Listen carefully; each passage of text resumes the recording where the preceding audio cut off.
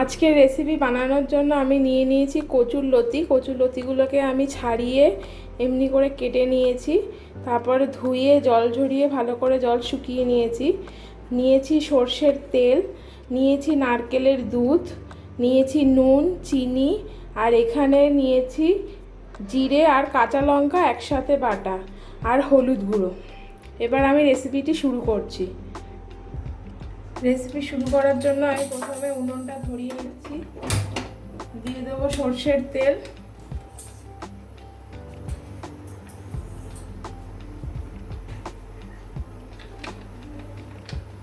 দিয়ে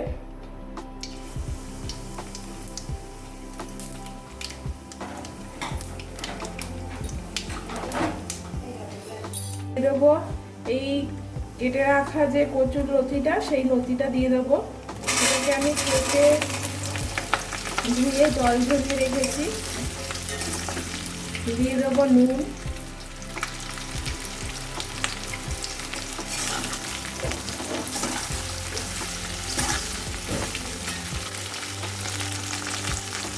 এটাকে ঢাকা দিয়ে দেবো যাতে এটা তাড়াতাড়ি নরম হয়ে যায়। আঁচটা মিডিয়াম করে দেবো।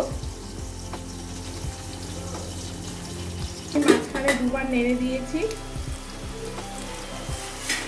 ফিরে এসেছি 5 মিনিট বাদে।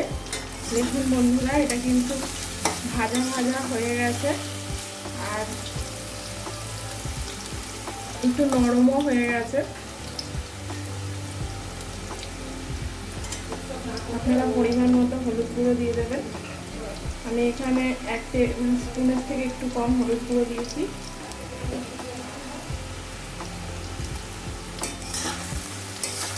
দিয়ে দেবো জিরে বাটা, লঙ্কা বাটা,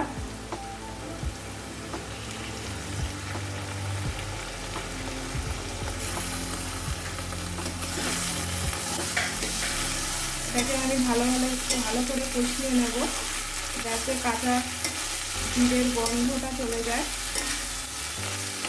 দিয়ে দেবো এখানে পরিমাণ মতো চিনি,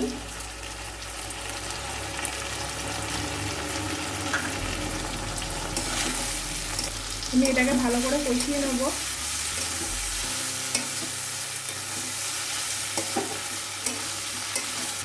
দেখুন বন্ধুরা, এটা কিন্তু ভাজা ভাজা হয়ে গেছে আর মশলার গন্ধটাও কিন্তু চলে গেছে।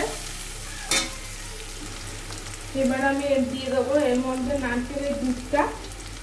এখানে 2টো নারকেলের দুধ কুড়িয়ে আমি বেটে দুধ বার করে নিয়েছি।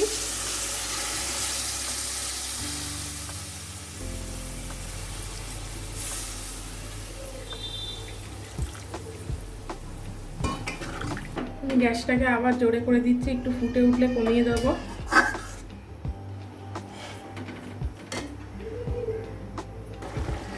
দেখুন বন্ধুরা, এটা কিন্তু ফুটে উঠেছে। একটু নেড়ে দেবো, নেড়ে গ্যাসটাকে কম করে দেবো। আস্তে আস্তে ঘন হবে আর জিনিসটা মাখা মাখা হবে। নুনটা একটু কম আছে, আমি একটু নুন দিয়ে দেবো।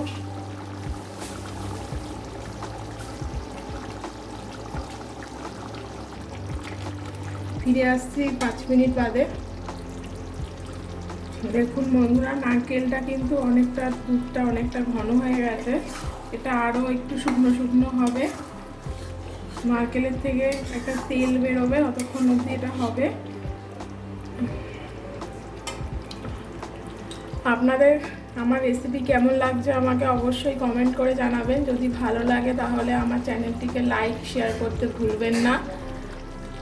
আর আপনাদের কাছে আমার অনুরোধ রইল, যারা যারা আমার চ্যানেলটিকে এখনও পর্যন্ত সাবস্ক্রাইব করেননি তারা আমার চ্যানেলটিকে সাবস্ক্রাইব করবেন।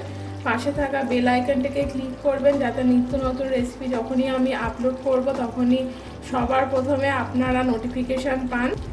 এটা আরও কিছুক্ষণ এরকমভাবে হোক, ততক্ষণ আমরা আরও 5 মিনিট বাদে ফিরে আসছি।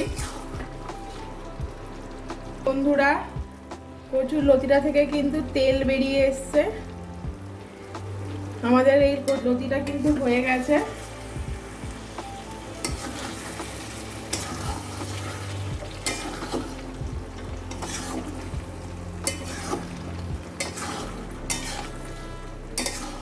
আমি এবার এটা গ্যাসটাকে বন্ধ করে দেবো আর এটাকে নামিয়ে দেব। আপনারা এটা অবশ্যই বাড়িতে ট্রাই করবেন আর ট্রাই করে আমাকে জানাবেন যে কেমন হয়েছে।